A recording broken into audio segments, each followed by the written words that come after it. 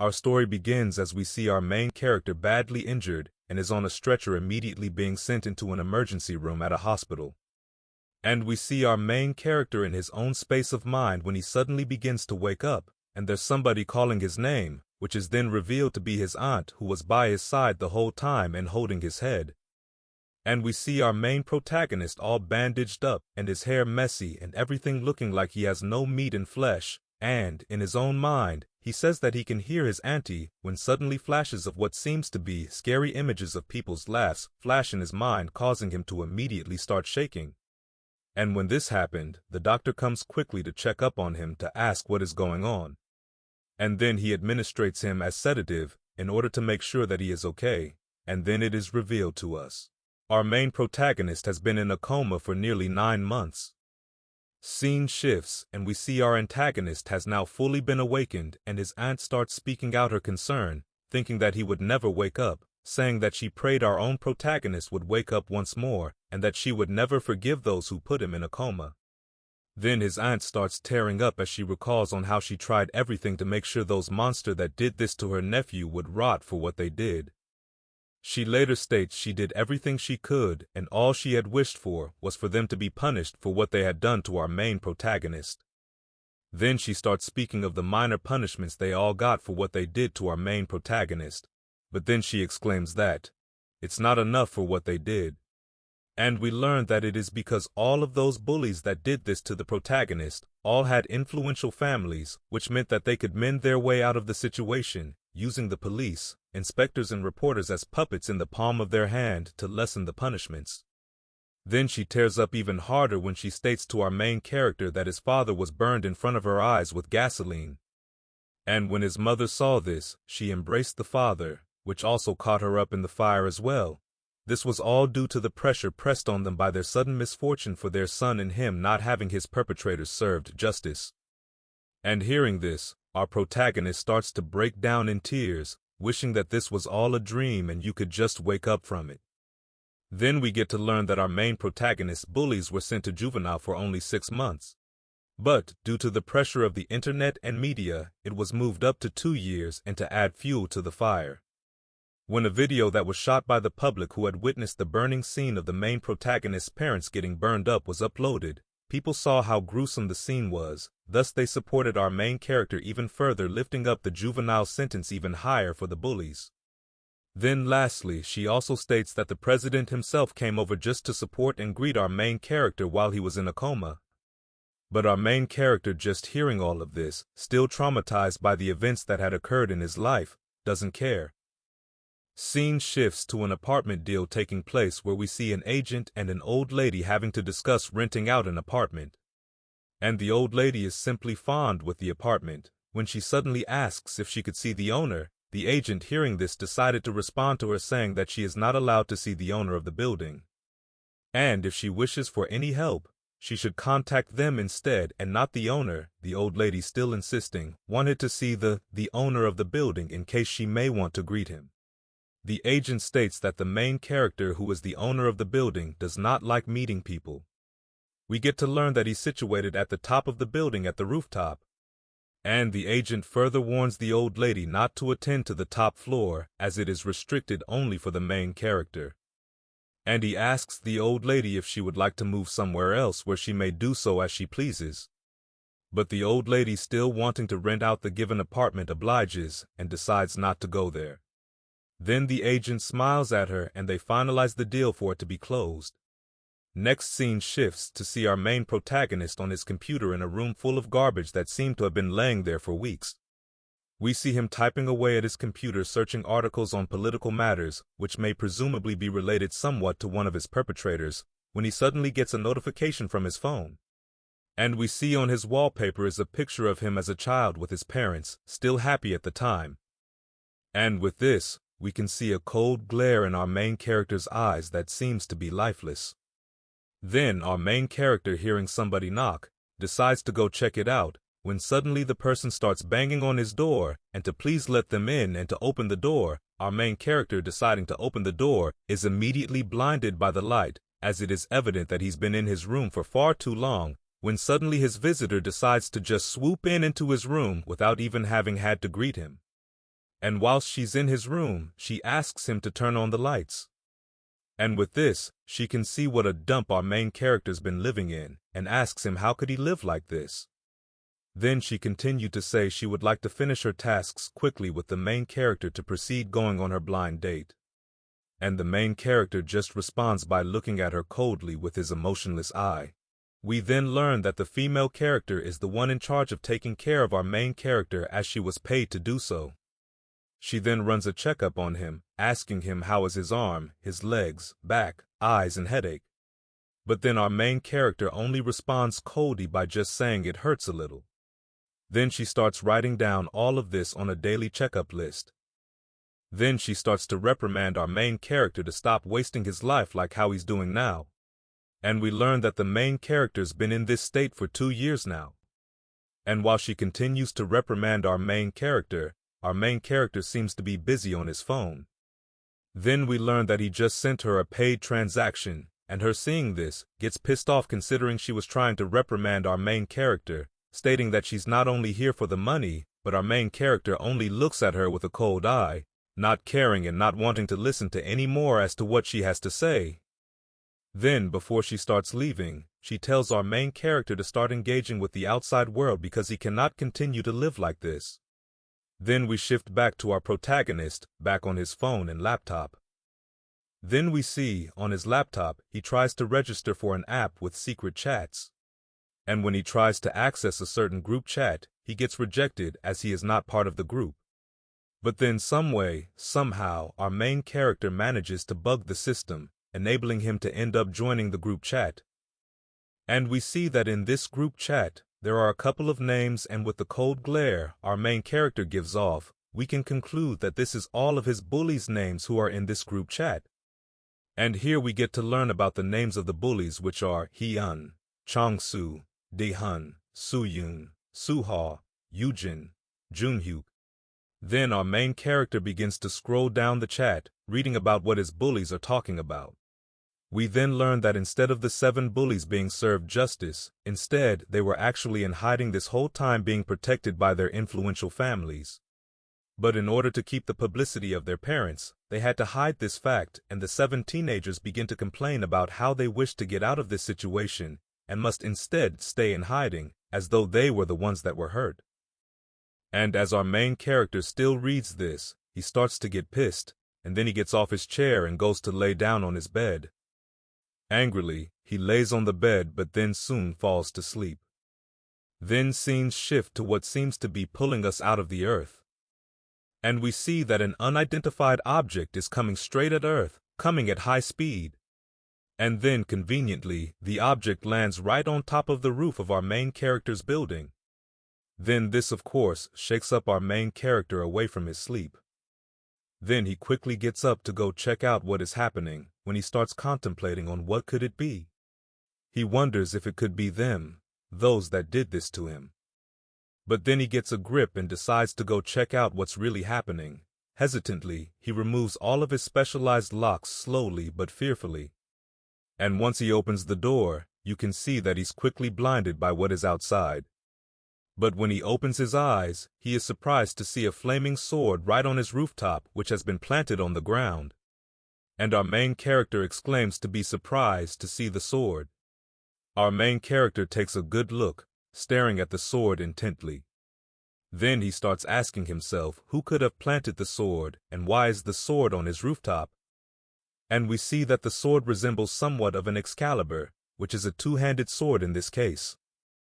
And our main protagonist continues to observe the sword more and still asking himself who would have planted the sword. But then with all the questions he keeps asking himself, his head heats up until he decides that he doesn't know who it is and screams at the top of his lungs, surprising the other tenants, and then decided to give up on wanting to know who could have done this. He just heads back to his room and declares that he does not care who could have put an Excalibur on his roof, and he just heads back to laying back on his bed. But then, all of a sudden the sword outside starts to shake and vibrate out of nowhere. And immediately right after we see our main protagonist being transported in his dream to what seems to be on a battlefield where troops are on fighting stands ready to fight, and our main character right in the middle of it all, which is, he is of course shocked at this, and we see that up ahead, the troops are getting prepared to fight what seems to be monsters heading their way. And in the middle, there's one man who's holding the sword that landed on our main character's roof. And while our main character tries to observe the scene more intently, he is suddenly pushed by a gush of wind which pulls him back.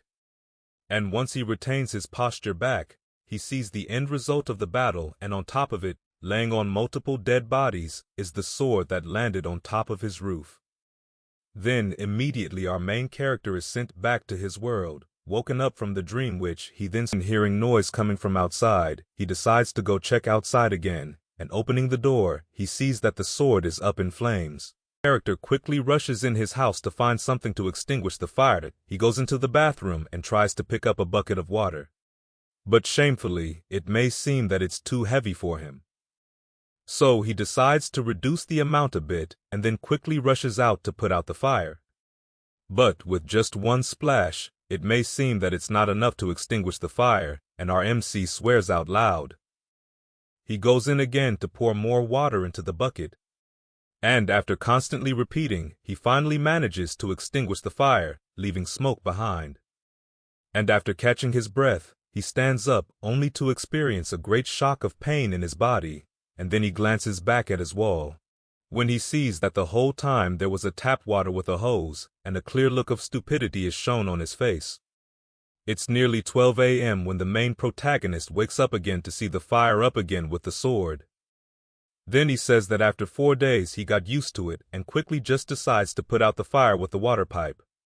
Then he starts to question where the drum sounds are coming from, and what the hell is up with the fire that keeps flaming on the sword. When he takes a look at the sword once more, next day it's 12 a.m. again, but this time, the MC is actually getting annoyed at the fact that every 12 a.m. midnight, the sword always goes in flame, signaling. This is sort of a routine for him now, and waiting for the fire to start bursting, he immediately turns on the water pipe. When the fire decides to light up again, he quickly extinguishes it, then it lights up again. He extinguishes it, then he goes back to his room looking as if he's searching for something and finally finding it. And we see that his new method of getting rid of the fire is taking holy water and a stick-made cross, and chanting to God to make the sword be gone, and then spray some holy water onto it. But seriously speaking, stupid, you first need to be an actual Christian for it to work. Now where was I? Ah yes. But then this only ends up inflaming the sword even more, and our main character continues, but yet still fails again. And when he's about to try again, he decides that he's tired and he gives up and calls it quits. Feeling sick and tired, as this is his new daily routine, he demands to finally finish this once and for all. He goes to his toolbox and takes a hammer and immediately throws it at the sword. But then the sword ends up reflecting that hammer, shattering it into 2 pieces as it lands on the main character's house wall. And our MC, gazing upon the sword angrily, decides to go fetch something else. And we see that he goes fetch a bat, and with the second attempt, he lashes the bat at the sword, but then it only ends up reflecting the bat back to our main protagonist's face, on which he swears at it as it left him with a bump on his head. Feeling like he's had enough and running out of ideas, he decides to grab the sword when suddenly a ball of fire starts flaming out. And up above him we see a huge fireball above his head, which leaves him awestruck. And we see that the flaming ball is heading straight towards our main character, and it seems as if the flames are allowing themselves to be swallowed by the main character. Then it's shown that it also contains flashes of memories of possibly the previous sword holder's life. And this causes our main character to scream in pain as it may be engulfing him way too much. When finally the transfer is finished, we see our main character pulling out the sword as he quickly passes out, and scene shifts to the other tenants complaining about the noise that's been happening at the rooftop caused by our main character, and the 3 ladies are busy complaining about the noise. But knowing that they're not allowed to actually see the owner, they complain elsewhere to the management team, who are in care of the MC. But still with this, their requests are still up to no avail, and we shift back to our main character. And after having to pass out, our main character quickly becomes conscious once more, and gets up in shock, and he contemplates on what just happened. If what he saw was a dream. Then our main character narrates that the flashes of images that flew into his head made him feel different surge of emotions all at once, and going over this, our main character shakes his head and decides to look back on the sword and looking back on the previous placement of the sword. He's surprised to see that there's no signs of cracks. And then he looks back on the sword and realizes it's even grown taller than the last time. And our main character attempts to pick up the sword, but it may seem too heavy for him. Thus, it falls right back on him. He then places it on the wall, and then we learn that the name of the sword is the War Sword, a bringer of thunder and storm. And as he glances at the sword, he starts to feel certain emotions inside of him. And we see a glance of the previous owner standing right by our main character as a reflection, and giving words of encouragement to our MC. And this encourages our main character to pick up the sword and to decide to use the sword, as he has now memory of how to use the sword and without restrictions. And as our main character takes a stand to use the sword, we also see the same reflection of the previous owner taking a stance, and with every swing of movement, also the reflection does the same.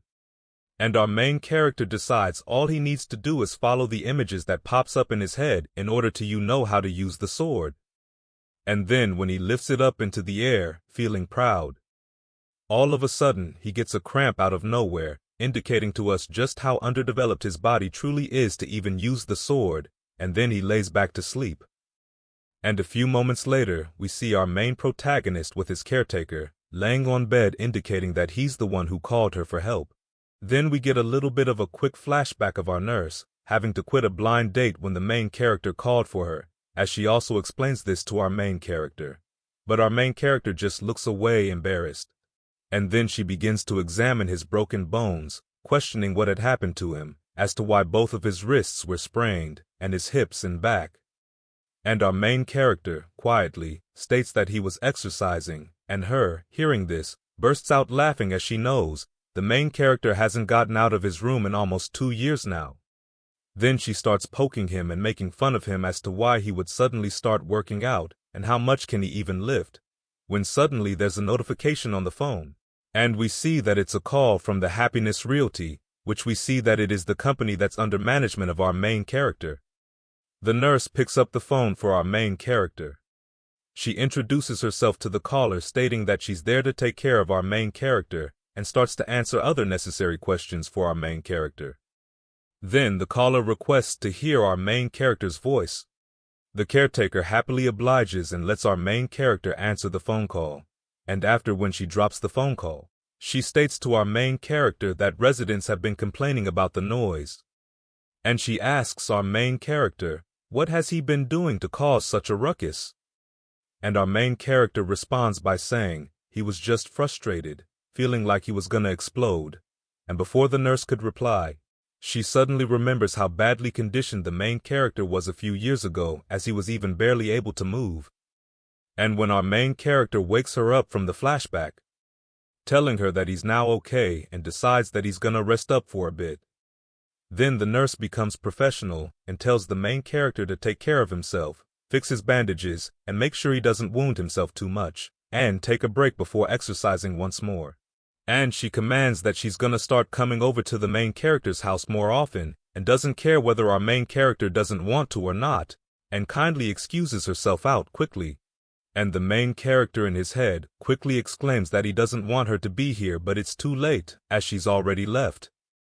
Then scene shifts back to our main character, alone, this time laying on the bed. Our main character takes a deep sigh and checks under his bed. We then see that he hid the sword under his bed, then he starts to pull it out with all of his strength and might whilst injured. And as he lays it on the bed, suddenly a voice out of nowhere appears, and our main character is immediately shocked as to what just sounded, and questions where the voice is coming from. And the voice continues to speak, giving words of motivation to our main character even further. But this only enrages our main character's mind even further. But with the last statement, the voice instructs our main character, the path to power is simple. All he must do is run with the sword, and swing the sword until exhaustion takes him. That is all. Our main character decides to lay beside his bed, contemplating on the instructions he was just given by his sword or the previous sword owner. And then he decides to get up and go on his laptop to search about a two-handed sword, such as the one he has, and sees tons of results of his search. When he decides to click on what seems to be a video, and the person on the video speaks of his experience of using a two-handed sword, our main character continues to watch diligently, and he is given the instruction to balance the center of gravity on the sword itself, economizing his movement and cut through his opponents. And our main character visualizes all of this in his head thinking, does he truly need to follow such instructions as well, which seem to be difficult? And when he's done watching the video, he looks back on his sword, and recalling the instructions, and all of a sudden we zoom in into his eye. Next scene shifts to our main character with his caretaker, as she bandages up his wounds and is amazed at the shock and recovery speed of our main character, questioning if he has some crazy recovering ability. Then our main character just tells her to go off and go on with her day, and she, hearing this, silently swears to him. And our main character, double-checking whether she's gone, quickly gets up from his bed, stretching his wounds and making sure what his caretaker said is true. We learn that her name is Bora Noah, and going after the sword once more, the voice from the sword instructs our main character again. And our main character gets annoyed at how much it has to say. And standing outside, he takes a stand to use the sword, but he feels too weak. He can't even lift up the sword, and realizes he must first improve his strength and stamina, and concludes that he has to first run. But knowing that he hasn't come out of his room in nearly 2 years, and the other residents may see him, he rethinks it again and decides he'll run later in the evening. And then he remembers the previous wielder of the sword in his memory, what they had to do, knowing that they had to run endlessly, they had to eat, they had to build up their strength and train. Then he lifts up his chin and straps the sword around his back, and decides to attempt doing push-ups, thinking to himself that he can at least do 10 push-ups. But then, to no surprise, he can't even manage to do one, especially due to the sword's weight. And then he just ends up collapsing on the floor. And once more the instructions are given to him by the sword. Then we see that he went ahead and went to go eat and laid on his bed. And when sunset arrived, he goes out of his room, knowing that nobody is no longer awake. He goes to go running. Our main character decides to start running at the stairs because outside is too dangerous for him, and contemplates that he must run until exhaustion takes him, as instruction by his sword.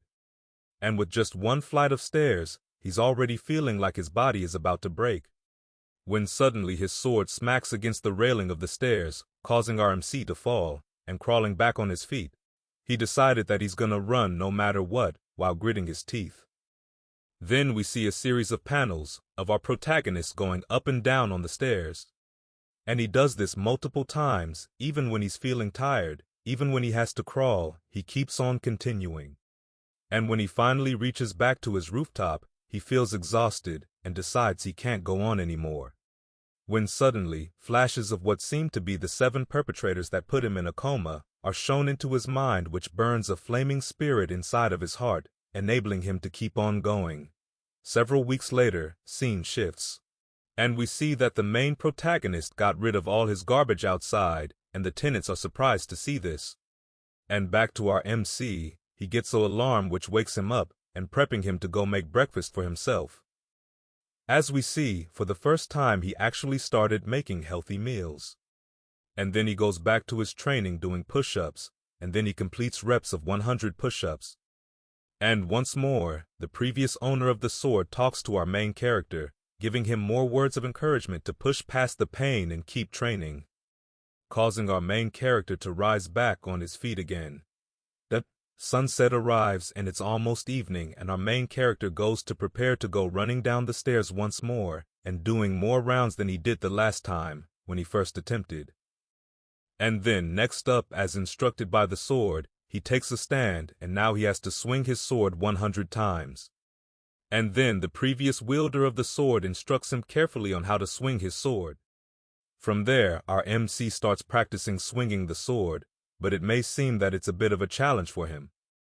When his mentor asks him, what is the purpose of what he's doing? What is his goal of his training? And our main character with a burning fuel answers, it is for revenge.